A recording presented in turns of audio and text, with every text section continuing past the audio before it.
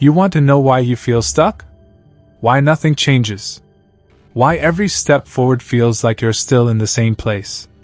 Because you're looking sideways. At the wrong people. At the weak. And here's the truth nobody wants to say. When you measure yourself against weakness, you become weak. You win fake victories. You clap for yourself too early. You celebrate crumbs when there's an entire feast to conquer. You've been competing in small circles, chasing small crowns, getting small applause. And deep down, you know it. But listen to me carefully. Never compete with the weak. Never. Weak men are everywhere. They live for distraction. They breathe excuses. They worship comfort. They are addicted to validation. They will tell you that you're doing great, because they can't imagine doing more than that themselves. They will congratulate you for mediocrity, because mediocrity is their religion. They will call you obsessed, toxic, arrogant. The moment you rise beyond their orbit, because your growth exposes their stagnation. And if you're not careful, you'll start lowering your fire to keep them warm. You'll slow down to match their pace. You'll dim your light to make them feel less small. But here's a universal law. What you tolerate, you become. Spend too much time around weak men, and you'll think weakness is normal. Compete with them, and your ceiling becomes their floor. You were not built for this. If you're hearing this, something inside you refuses to settle. Something deep. Something ancient. Something relentless. The weak don't have that. They've surrendered to pleasure. They've bent the knee to fear. They talk, but they don't do. You were born for war. For a challenge. For a life that demands blood and sweat and broken bones. And yet here you are, comparing yourself to men who quit when it hurts. Men who fold when it's hard. Men who break when life presses them. How can a lion measure himself against sheep? You can't. And if you try, you'll become one of them. Here's why competing with the weak is poison. 1. They don't force you to grow. Weak men lower the bar so you can step over it without effort. They make you feel like a king without a crown. A warrior without a war. 2. They drain your hunger. Competing with the weak tricks you into thinking you've arrived when you've barely started.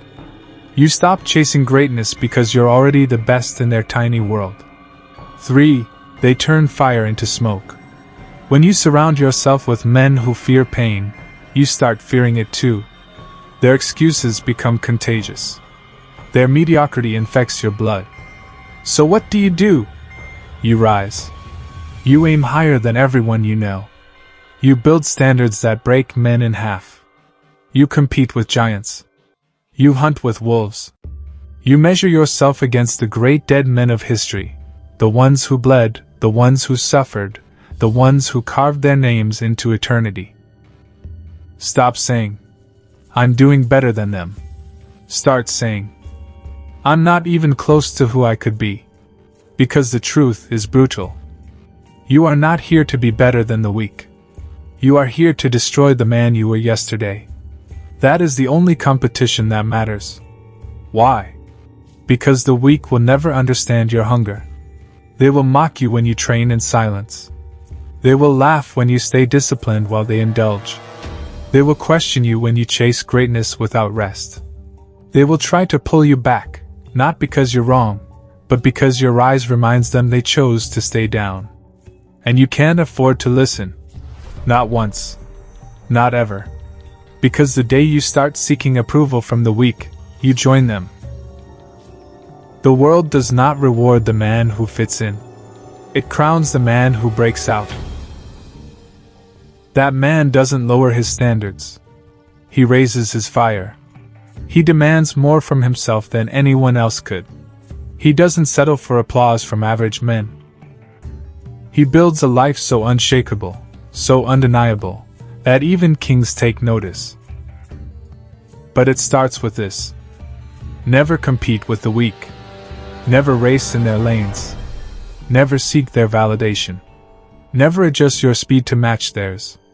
If they're running, sprint harder. If they're sleeping, stay awake. If they quit, double down. Let them talk. Let them point. Let them whisper. You don't explain lions to sheep. You don't apologize for dominance. You show up, bleed for your purpose, and let your existence burn through their illusions. What does this mean for you? It means this. If you're comparing yourself to your broke friends and thinking you're winning, you're already losing. If you're proud because you work out twice a week while your circle does nothing, you're already average. If you feel big because you make more than the small minds around you, your vision is too small. Raise the bar so high that even you fear it. Then crush it. Again and again. Until mediocrity can't even recognize you anymore. Here's the truth. The weak will always outnumber the strong. They will always have louder voices. They will always build cities of excuses and invite you to live there. But greatness is lonely for a reason. Because few are willing to bleed for it. The question is, will you? Will you cut ties with comfort? Will you stop playing in little leagues and start fighting in the arenas of men who want to conquer the world? Will you stop proving yourself to the weak and start proving yourself to your own destiny? Because if you don't, you'll wake up one day surrounded by men who never demanded more of themselves, and you'll realize you became one of them. Final command. Never compete with the weak. Compete with the impossible. Compete with the voice that tells you to quit. Compete with the version of you that still seeks applause. And when they say, "You've changed," smile. Because that's the goal. The mission was never to fit in. The mission was to stand so far above that the weak can't even see you anymore.